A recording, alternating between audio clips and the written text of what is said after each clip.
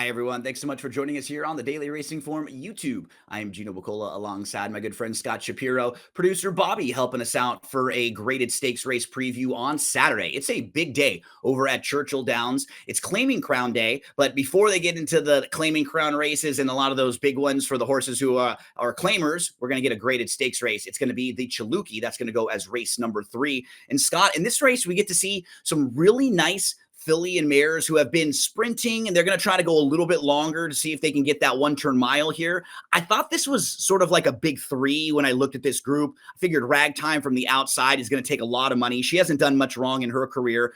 The blinkers come on because she's been getting a little, like, I don't know, lazy, but she's getting a little too far back early in the races. I feel like One Magic Filly is super solid. You kind of know what you're going to get from her. And then Shred the Gnar is super talented, but we haven't seen her since May. I thought those 3 would kind of be the big 3 players in here. Yeah, a little bit difficult to go outside of those 3. A horse like Impel likely to be the 4th choice, but has burnt a ton of money along the way and hard. Gosh, I liked her early in her career. I did. Yeah. There was a point in time, I forget, maybe it was the 8th, but I don't know, but I definitely thought she was going to be, one of Brad's serious fillies, and it just really hasn't panned out. You see, she's got a couple of wins, but she's pretty underwhelming. So I saw it similar as you. Unfortunately, hard to kind of come up with cases for some of the long shots. Let's see how Timeform US thinks the pace will shape up in here. Shred the Gnar gets the lead. That's what they have. And that doesn't surprise me because I don't think there's a bunch of need the lead speeds in here. You have One Magic Filly who has that positional speed. She can sit close. And for Ragtime, I think if you're looking at her and comparing her to the 2 other major contenders, she's got to have to get a little bit closer in her races early and hope that the blinkers can just get her more involved because she might be the most talented, Scott, but she just leaves herself with a little too much to do the last couple starts. Yeah, and I don't necessarily think she's going to be ahead of Impel, who's down on the inside. Impel has shown some tactical speed in the past. Florent Giroux, an aggressive rider. That would be probably the only place where I could see maybe there being a little more speed than what the projector says, but I'd be pretty surprised if Shred the Gnar isn't on the lead. As let's move to meet the field here for the Grade 3 Chilukki. This one's going to start as race number 3 on Saturday. $300,000 up for grabs, the one-turn mile there at Churchill Downs. We start with Impel. And Scott, for me, I think it might have been the Ashland. She wins her first couple starts. I think and going into the Ashland, I'm expecting her to be really good. She was only 2-1 that day in the Grade 1 Ashland, and she just didn't seem like she wanted to go that far. And now when you start to isolate her overall form, I think what's tricky about her is like she's got some talent, but she doesn't really want to close and come from well off of it and pass horses. I think she's one of those types that has to be like right there, involved in the race, get a pretty nice fall into it trip. Like there's some ability there, but she seems a little bit quirky. Yeah, the fact that she, has burnt the money that she has speaks to what you're saying. She lost at even money, 3-2, 1-5 in 3 consecutive starts last year coming into this year. She's got some wins, like you said, when she falls into the right trip. The thing is I don't know if she's falling into any right trip here. It's not an easy post being down on the inside out of that one-turn shoot at the place I've been to more than any racetrack, Churchill Downs at this point. So I can Yeah. tell you, it's not fun betting horses on the rail usually. It might work out, but it's not that fun. The number 2, Shred the Gnar, will be forwardly placed in here. Looks like one of the main speeds. She's 2 for 3, and her only loss came when she was defeated by a neck in her career debut. Most recent start was back in May at Churchill Downs, so she has a win over this course. She wins by 7 lengths that day, but we haven't seen her since May. She is a full sib to a horse named Owendale, who was a multiple graded stakes winner who earned $1.5 million, actually finished 3rd in the Preakness. And if you look at the barn, trainer Brian Lynch off this type of a layoff, a plus 180-day layoff, looking at the formulator facts, 14 for the last 75, 19% with a 323 ROI. It's very solid for horses coming off of a long layoff like this, Scott. So, I think she'll be forwardly placed. I think she makes sense, and she'll probably be the one to catch in here. Yeah, there's a lot to like about her other than her price off a layoff and taking on older runners for the first time. Both of her wins have come dominant fashion, but in races where they ran 1, 2, 3 around the track. So I wanted to really, really like Shred the Gnar in this spot because I think she's the up and comer. But Shred the Gnar to me on the lead, one turn mile. There's just too many questions to get real excited at 5-2. Wasn't sure what to do with Literate, grade 3 winner on the Woodbine Synthetic back in July. Just not competitive in the last couple races. Now moves into the Brad Cox barn, and Irad Ortiz Jr. jumps aboard. So just on connections alone, major upgrades. But the lack of early speed from this gal has kind of hurt her in a lot of her spots. Feels like just a starting point for the new barn. 5-year-old mare that has been good, not great, has won 4 of her 5 races over the all-weather.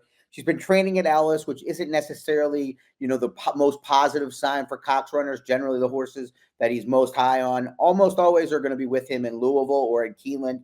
But Literate, like you said, for a barn with Irad, probably going to be a pretty good price in here with good connections.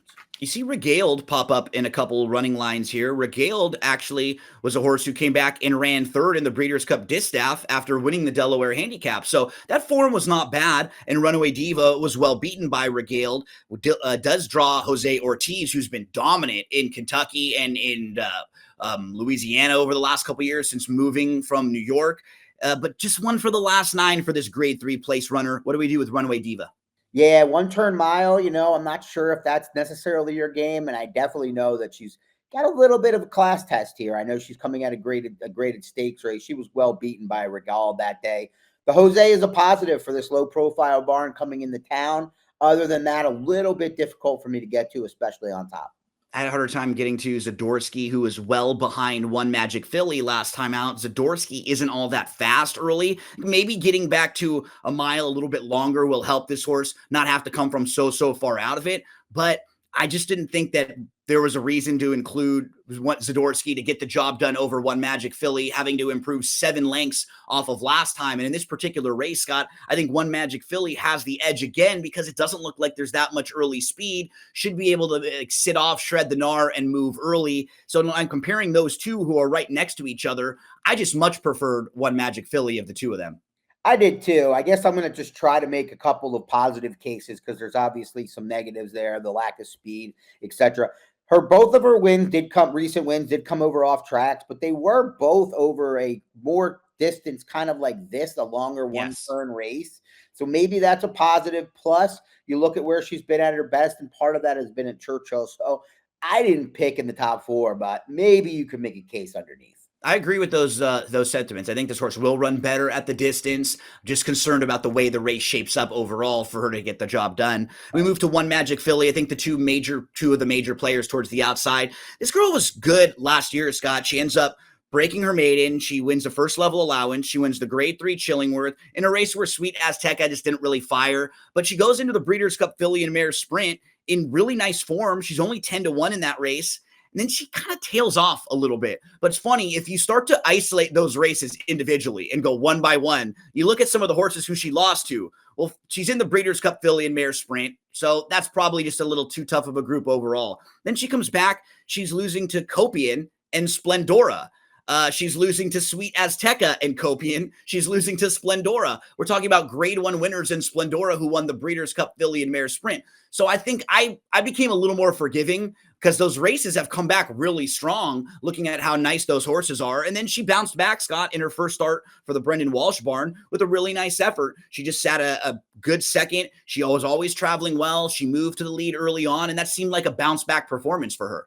Yeah, and the filly she beat, her mare, maybe Hilarito, was as we take a look at that performance. And I think she's going to get a very similar trip than she did the day on October 11th. Hilarito is the filly that she ran down, a Jacobson runner that came back and won from off the pace pretty nicely at Churchill over the weekend. So I think she's going to get the right trip in here. She was hammered. She went off at 6-5 in that race. She opened up at odds on really for no real reason other than, I think that she's just a thriving filly right now, and she's in a very good spot. Yeah, that Hilarito is like 6 for 8 overall and came back to win that Dream Supreme at Churchill Downs. So that form is good as we move to Ragtime. I mean, she's a grade 3 winner. She's grade 1 placed. She's never run a bad race. But when you just look at her last couple races, she's getting a little farther back than she was earlier in her career. Maybe she's lost a little bit of focus. Maybe they just got a little bit kind of ambitious, knowing that she's talented and thinking they can make up the distance late in that race because she certainly is a really talented filly.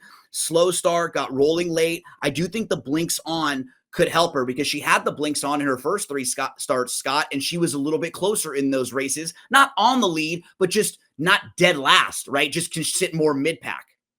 Yeah, I just don't love the fact that he's fiddling with the equipment here.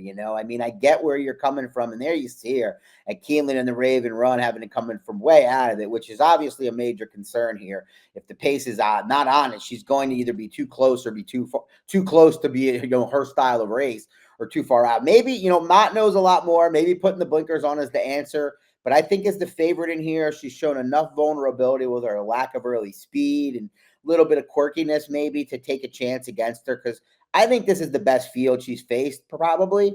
The race 2 back was a good group in the Dogwood. That race totally set up for her, and the test was a very good field. It hasn't come back as good as Agree. normal, but that race fell apart as well. So I just think she's a little bit vulnerable here, with still giving her a lot of respect. I think with One Magic Philly and Shred the Gnar, those are two very, very solid foes that she's going to have to face in this race. And they're horses who have a little bit more of a tactical edge on her. They can get the jump on her and probably be more forward in this race. As we move to selections, Scott, we always want to hear from all of you out there. If you're watching this race, drop a comment in the comments section, throw a like up on the video. Let us know. Do you like Shred the Gnar? Are you going with One Magic Philly or Ragtime, or do you have a different opinion in this race outside of those big three? For Scott and me, we're both going with One Magic Philly. Scott, pretty similar for you and I. Talk us through your selections. Yeah, One Magic Philly. We saw that probably not, the pace projector said not going to be a very fast pace. I don't think it's going to be very fast. And I think that outside post is going to work out perfectly. I think the 1 turn mile has a chance to be her perfect distance. So there just seems to be a lot to like here, especially considering the fact she's not the favorite on the morning line. Whoever you play, however you play them, we wish you the best of luck.